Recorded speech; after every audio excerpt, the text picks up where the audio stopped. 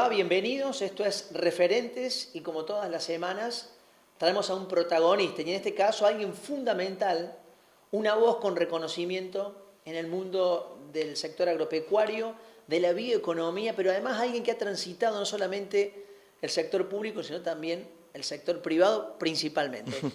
El referente de esta semana es Germán Di Vela. A ver, ¿cómo te presento? Fundador y director de Bio4. Sos el presidente del clúster Actec de Córdoba. ¿Sos vocero de Vaca Viva? Presidente de Vaca Viva. Presidente de Vaca Viva. Sí. Fuiste ex subsecretario de Agricultura. De la Nación. De la Nación.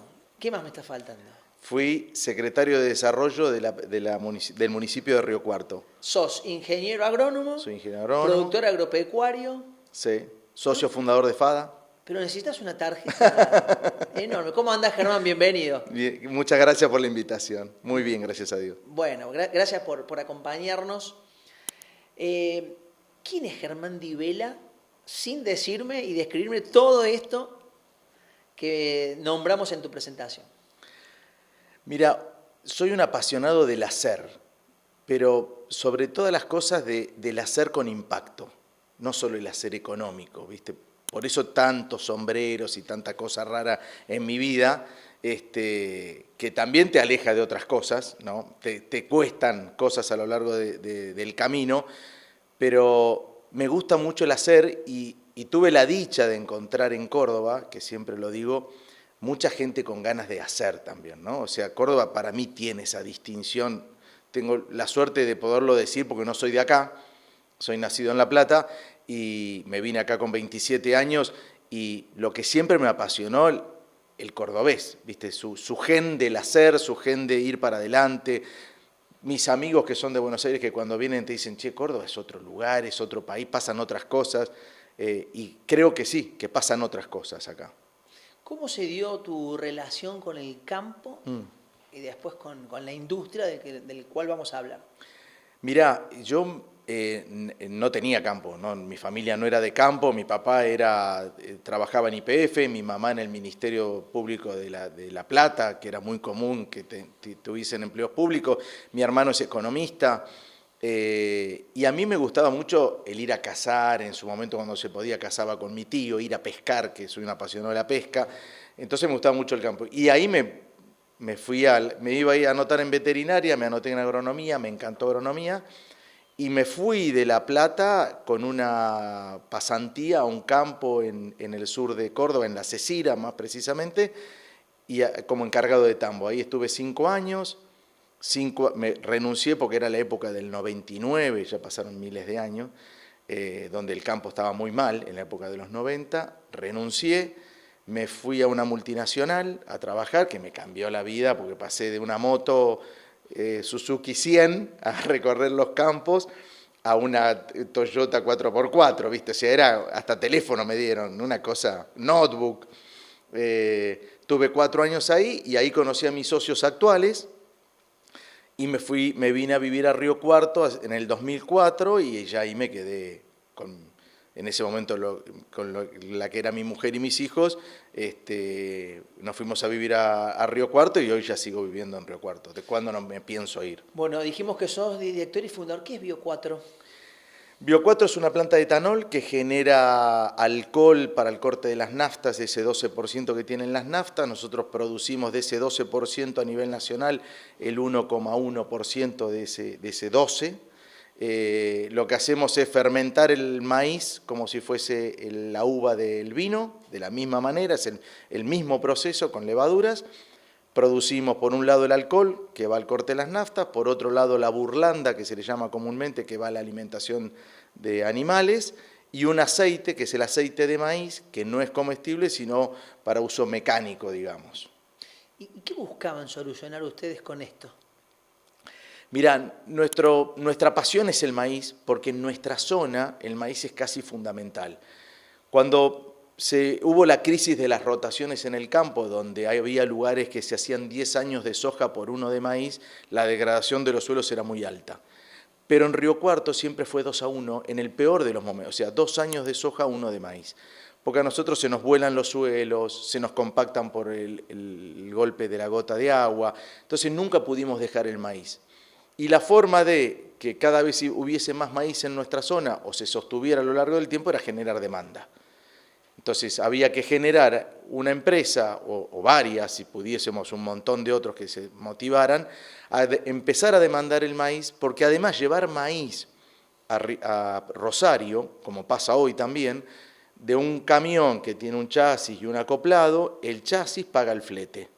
Entonces nosotros necesitábamos poner arriba de esos camiones algo con muchísimo más valor, donde la incidencia de ese flete fuese menor. ¿Vos podés dimensionar, por ejemplo, en puestos de trabajo, qué significa un camión que vaya con grano al puerto y lo que están haciendo ustedes? Multiplicás por 3 por cada tonelada llevada a Rosario, que como maíz yo la llevo como alcohol, multiplico por 3 la cadena de empleo.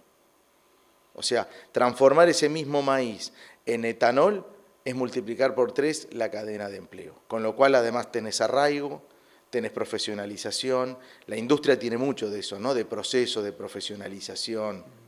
Germán, ¿cuánto había de riesgo cuando ustedes con tus socios, entre ellos Manuel Ron, decidieron avanzar con esto? Todo riesgo, porque Manuel lo hizo como una tesis de él de posgrado, a partir de una nota de Héctor Huergo que decía un choclo en el tanque, donde estaba empezando a crecer la industria del etanol en Estados Unidos, precisamente para no exportar maíz al mercado y que se cayera y transformarlo adentro de Estados Unidos. Manuel con esa idea genera esta tesis y a partir de ahí, con una planillita de Excel, salir a buscar socios. De una ley que estaba nombrada pero no estaba reglamentada, con el hecho de que ya, para que vos te des una idea del riesgo que hubo, ya teníamos los socios y tuvimos que esperar a la reglamentación de la ley para ver si teníamos cupo para esa construcción. Teníamos comprado el terreno nada más y hasta pensamos en su momento en hacer una extrusora de soja para mantener el affecti societati, ¿viste? Para podernos juntar, para poder seguir teniendo un proyecto, un propósito en común y seguir manteniendo el grupo. Pero también lo que nos dimos cuenta, la fortaleza de ser un grupo, ¿viste? Porque es el grupo el que, si bien obviamente Manuel lo lideró, por supuesto Marcelo Otero también fue clave en este desarrollo, si bien lo lideraron, el tener un grupo de productores que ya se había involucrado, que ya era parte. Yo siempre hago doy el mismo ejemplo. Llegó un momento donde muchos de los productores que tenían campo propio lo pusieron como garantía de este proyecto. Y no éramos todos. No había manera de dar marcha atrás. No, íbamos a buscar la forma para terminar de hacerlo, reglamentando, esperando el tiempo. Creo que fue un año el impasse que hubo en que no lo podíamos hacer. Pero ya estábamos lanzados a hacerlo, a buscar los créditos, tuvimos suerte, ¿no? También estábamos anticipados en el tiempo, cuando salieron los créditos estábamos preparados, bueno, se dio esto, las garantías entre todos, ¿no? Donde todos éramos solidarios entre todos. La sociedad ayudó mucho, la sociedad de los productores ayudó mucho a eso también. Sos el presidente del clúster AgTech, la tecnología vinculada al campo. ¿Cuán preparada está la Argentina para avanzar, no digo liderar esta transformación digital, pero para poder desarrollarla y que tenga continuidad? Mira, nosotros generamos el clúster, que hoy son 80 empresas privadas, 8 universidades, el gobierno provincial, el gobierno municipal, como se debe conformar un clúster, ¿no? Porque estamos convencidos que en la zona donde nosotros nos toca estar, al hacer marginal en la producción, porque si bien hay buenos productores, la zona es marginal por sus precipitaciones, por sus suelos y todo, hay una enorme tecnología. Estoy convencido de que la zona nuestra es la zona por excelencia donde se pueden venir a probar tecnologías. Vos vas hoy, nosotros fuimos el año pasado de nuevo a Estados Unidos, ya hacía 10 años que no iba. Fuimos a Illinois, recorrimos universidades, productores. Hoy estamos en igualdad tecnológica. en igualdad tecnológica. El tractor que está en Estados Unidos es el tractor que está en el campo de la zona central del país. Y tenemos además un promedio de edad en el campo hoy de 35 años contra 60 en Estados Unidos. Y tenemos además la curiosidad de estos jóvenes, ¿no? Entonces, no solo tenemos la tecnología, los jóvenes, sino que además tenemos ese chip de querer hacer las cosas mejor, que no ocurre en Estados Unidos. En Estados Unidos usan receta los productores de los mismos que venden sus insumos. Entonces hoy se da acá un lugar donde además estos jóvenes están ávidos de probar. Entonces se nos ocurrió que el clúster podría generar lo que soñamos, ¿no? Esto de un lugar en el mundo, otro lugar más, como ocurre en Illinois, como ocurre en Piracicaba en Brasil, como ocurre en Holanda y como ocurre en Israel, un lugar más donde validar tecnologías, traer emprendedores, traer empresas. Nuestro sueño es que las grandes empresas multinacionales empiecen a pensar salir de Buenos Aires para empezar a estar en el interior. Ellas mismas te dicen cuando vienen, che, lo que pasa acá no pasa en Buenos Aires, no, porque acá lo hacen los productores. Y en definitiva somos los clientes de esas empresas, ¿no? Vos vas a Estados Unidos y tal vez las grandes marcas siguen estando en sus pueblos originales. ¿Y cuál es el principal obstáculo que estás viendo hoy de esas startups, esos emprendedores, para que puedan desarrollar y trabajar en una sinergia con los productores? Yo creo que la cercanía, el startupero se enamora mucho, que es lo que también tenemos que bajar, ¿no? Esto de las luces de las startups, donde los llevamos a un lado y explican y cuentan el picheo acá, el picheo allá, creo que los aleja del problema y los aleja de a quién le está solucionando el problema. Me parece que hay que bajarlos del escenario, llevarlos al campo, se sienten a hablar con los productores. El productor agropecuario es del hacer, un tipo que todos los años, pase lo que pase, desde hace 20 que tiene retenciones, sigue sembrando, es porque le gusta hacer. No le gusta sentarse a ver, porque si se sienta a analizar, hubo miles de campañas para atrás en las cuales no convenía sembrar. ¿No? Y hay muchos que toman esas decisiones en otros negocios, donde, bueno, me retiro, vuelvo al negocio más adelante porque ahora no se da. El productor agropecuario no, está lanzado a hacerlo todos los años. Con otra desventaja, tiene 40 primaveras, 40 tiros. Es como si yo te diera un negocio donde te digo, vos tenés 40 oportunidades, nada más. Porque vos, desde los 27, 30 años que sos profesional, que lo podés hacer, hasta que te retirás, son 40 primaveras. Entonces, si en esas 40 primaveras que se dan una vez al año, que vos podés mejorar la cosa, no como un proceso industrial, donde vos a cada día, a cada hora podés mejorar ese proceso. Acá tenés pocas oportunidades. Entonces, cuanto más información tengas, más datos tengas para tomar tu decisión, mejor te puede ir. Estas startups se preocupan y se enamoran del problema y de la solución y olvidándose de quién lo va a ejecutar. Hay que sentarse al lado del productor, hay que llevarle la solución ya definida, con todos los datos que él genera, porque la tecnología la tiene, entonces los datos están, lo que no tiene es la información, y lo que no tiene es ganas de sentarse en un escritorio a ver la información. Prefiere ir a ver si tiene chinche la soja, si está la chicharrita y si el maíz nació bien, está bien distribuido. ¿Qué es Vaca Viva? Cuando me tocó estar en Nación, que fueron 5 meses del inicio del mandato de Milei, Fernando Vilela, que es el padre de Vaca Viva, para decírtelo de alguna manera, porque él viene, así como gracias a él y a varios más, nosotros empezamos con Bio4, por sus enseñanzas, por lo que ellos transmitían. Vaca Viva siempre lo dijo, que era, Vaca Viva es no una contraposición a vaca muerta, sino cómo logramos que estas dos vacas, trabajando de manera conjunta, generen la riqueza de este país. Vaca muerta está en el 5% del territorio, vaca viva está en el 95% restante. Entonces no podemos diferenciarlas o hacer crecer una sin hacer crecer la otra. Vaca viva es la bioeconomía, lo que nosotros soñamos que ocurra en cada una de las localidades del interior. Cuando estuvimos en la Secretaría de Agricultura se quería dimensionar y nombrar como bioeconomía a la Secretaría, y fue festejada, te diría que hasta por gente que venía de afuera, y nos decía que iba a ser la primera secretaría en el mundo denominada de bioeconomía. Porque es mucho más abarcativa. Nosotros como productores agropecuarios dejamos de ser solo productores agropecuarios. Hoy tenemos fildo, tenemos cerdos, tenemos industrias, y eso es un poco, es el maní, es la yerba mate, es la caña de azúcar, es el vino, es eso, ¿no? Lo que antes uno dice, son economías regionales, que parecía como, bueno, son economías de ahí. No, no, hoy son economías del mundo.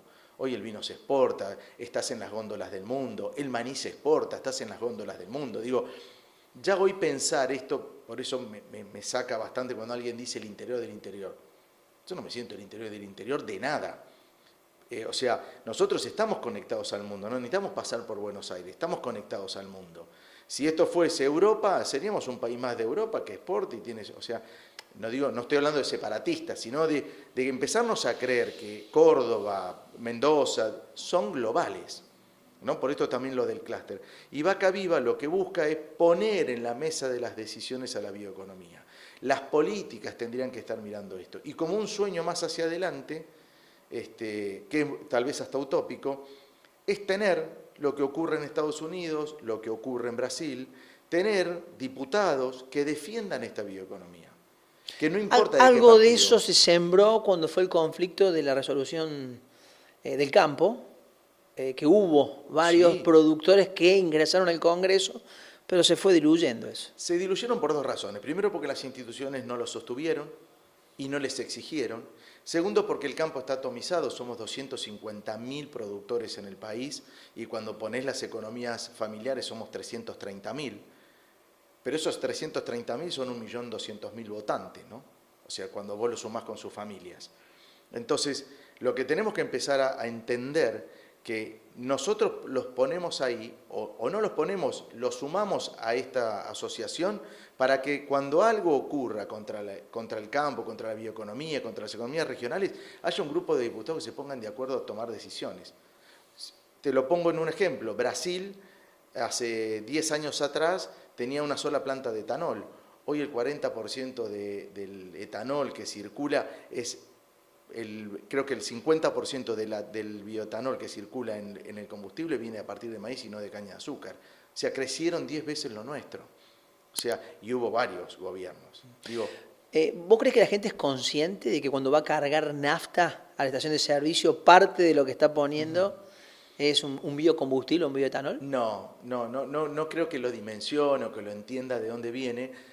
Y no creo que nosotros mismos, viviendo al interior, entendamos el impacto de eso, ¿no? El impacto de... A mí cuando se cierra la exportación de vino, me duele, ¿viste? Yo quiero ver... Porque el vino no es solo cuando vas a escuchar la música a la bodega y te tomás la degustación. Hay un montón de industria detrás trabajando, un montón de gente trabajando atrás, de productores que venden de una cierta calidad para poder exportar a través de esas bodegas. Digo, queremos ponerlo sobre la mesa, ¿viste? Queremos que alguien...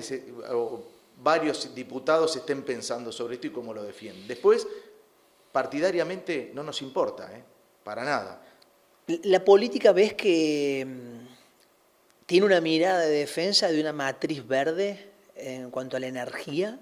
No, o sea, Milei lo ha dicho, ¿no? A él no le preocupa la mirada verde, pero hay un mundo que sí. Y nosotros podemos venderle ese mundo, aunque el presidente no vaya en esa línea. Sí, obviamente, no tenés las líneas de crédito que necesitas para el desarrollo, no hay una mirada, vos necesitás siempre la mirada política en eso, ¿no? Que acá en Córdoba ocurre y hay comunión de esas cosas y es más fácil trabajarlo.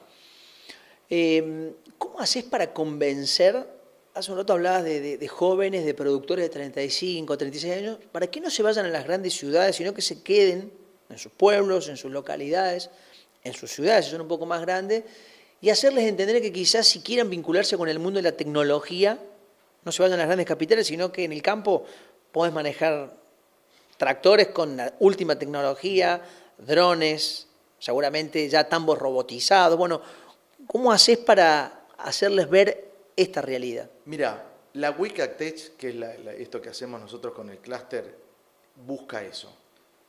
O sea, estoy convencido de que el agro hoy no solo necesita ingenieros agrónomos, necesita ingenieros en datos, ingenieros industriales.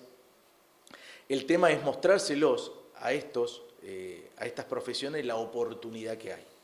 Porque hay una enorme... Mira, cuando armamos el clúster, hoy tenemos la Cámara de la Construcción, tenemos el clúster tecnológico. Lo del clúster tecnológico me costó un montón que entendieran que estando en la mesa donde discutimos nuestros problemas agropecuarios, iban a estar las soluciones tecnológicas que ellos nos podían ofrecer. Hoy ya lo entendieron. Y cuando nos miran dicen, pero eso es una pavada. Nosotros tecnológicamente lo podemos solucionar. Eso es lo que hay que generar, estas mesas y estos vínculos.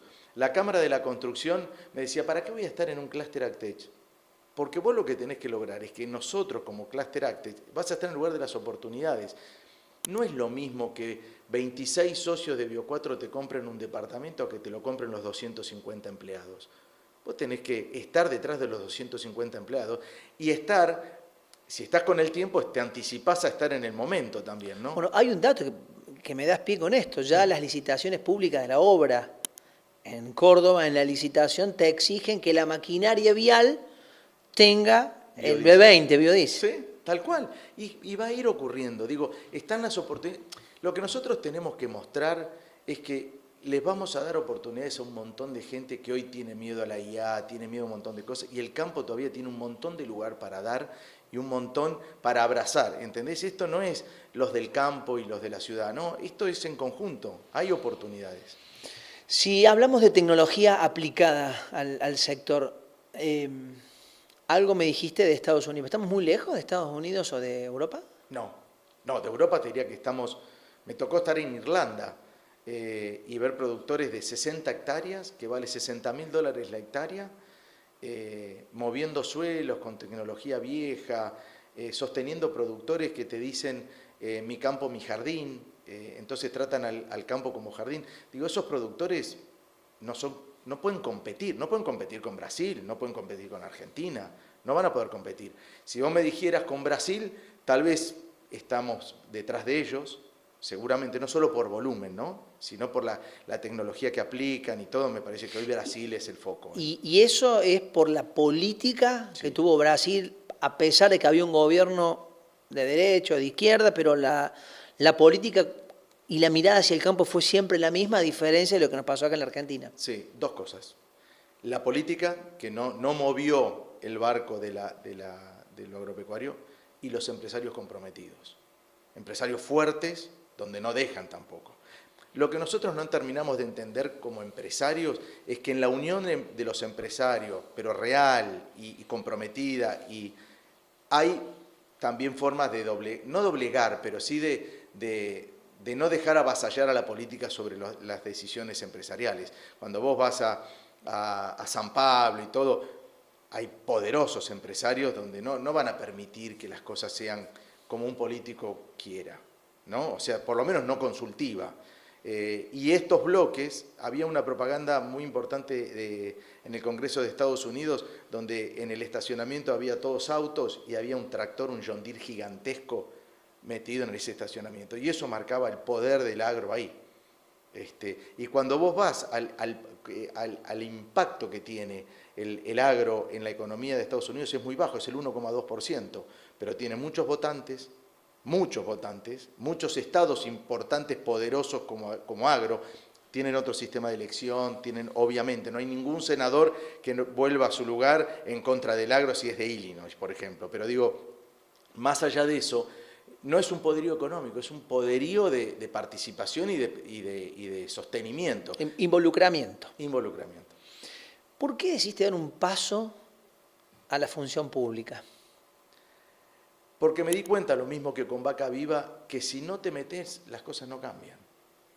Tenés que estar en los lugares de decisión.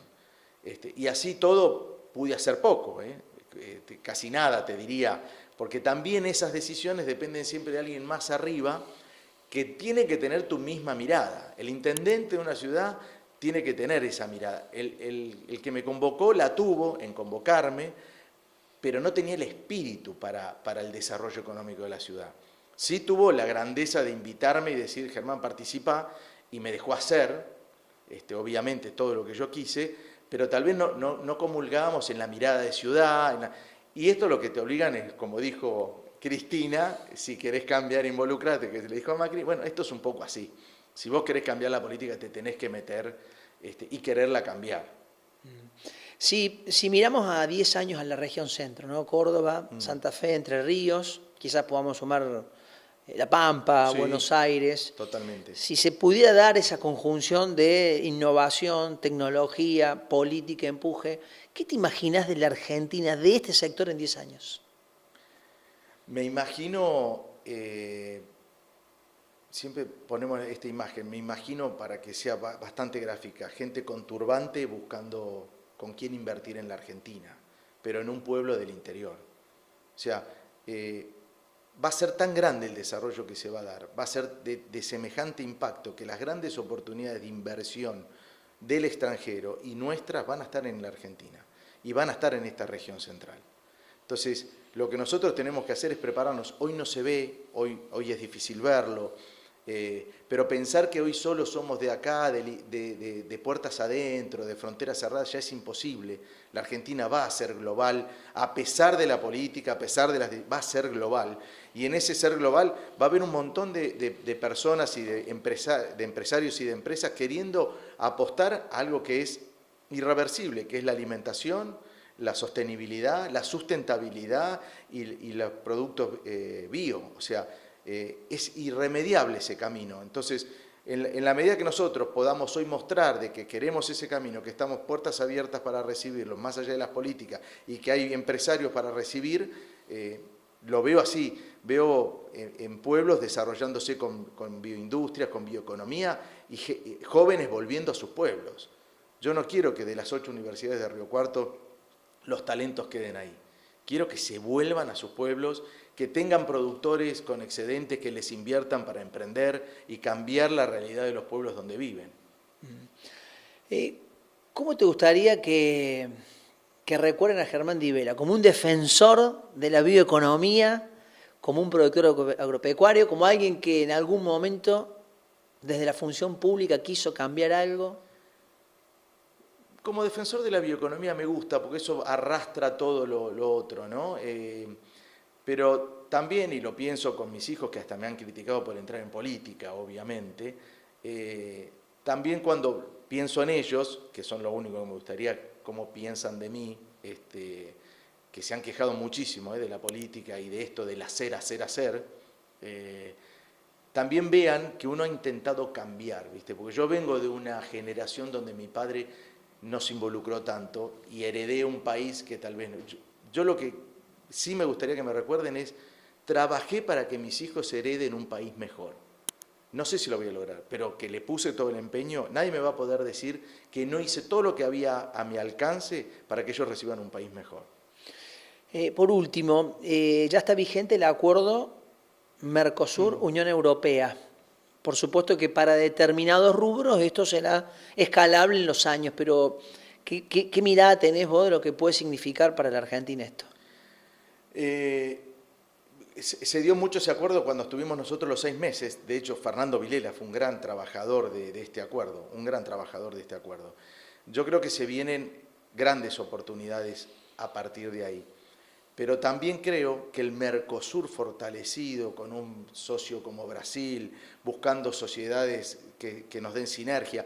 A mí me es fácil hablar porque todo lo que tengo es con sociedades, entonces me es difícil entender que uno solo pueda salir, ¿no? Entonces, también podemos ofrecer al mundo buenos productos, certificados, trazados. Creo que la Argentina nos va... ¿Viste como cuando vos en la industria te sometés a un trabajo de la ISO o de alguna certificación y te ordena, ¿no? O cuando querés salir al mercado como una empresa pública y te ordena en tus balances, en tu forma de hacer las cosas, creo que nos va a ordenar en hacer mejor las cosas y creo que somos muy buenos para hacerlo. Y tenemos la tecnología hoy de la mano que es mucho más fácil para hacer. Ahora sí, la última. Europa nos va a exigir seguramente, si queremos venderle producto, sustentabilidad, medición de huella de carbono, la trazabilidad del ganado. Sí, totalmente. Y nos va a medir también el desmonte y todo, que también en todo esto, que yo soy un gran discutidor, hay barreras arancelarias, ¿no? O sea, no es todo, porque ellos ya desmontaron, ellos ya rompieron, ellos usan más fertilizante que nosotros, mueven los suelos. Bueno, también va a haber que poner en defensa nuestros cuidados territoriales, nuestros ordenamientos territoriales, nuestra ley de bosques, ¿viste? Tampoco es esto, y que se pague, ¿no? Porque está bien, yo cumplo con todo eso, ahora eso tiene un precio, sí, ¿no? Y tal vez ahí el Estado sí tiene que generar políticas y defensa de todo esto que hacemos, es verdad, lo cumplimos, pero vale mucho más de lo que vos hacés. Germán Di Vela, gracias por acompañarnos aquí en Referentes. No, gracias por invitarme. Nos vamos y nos reencontramos, por supuesto, la próxima semana. Muchas gracias por estar allí del otro lado. Chao.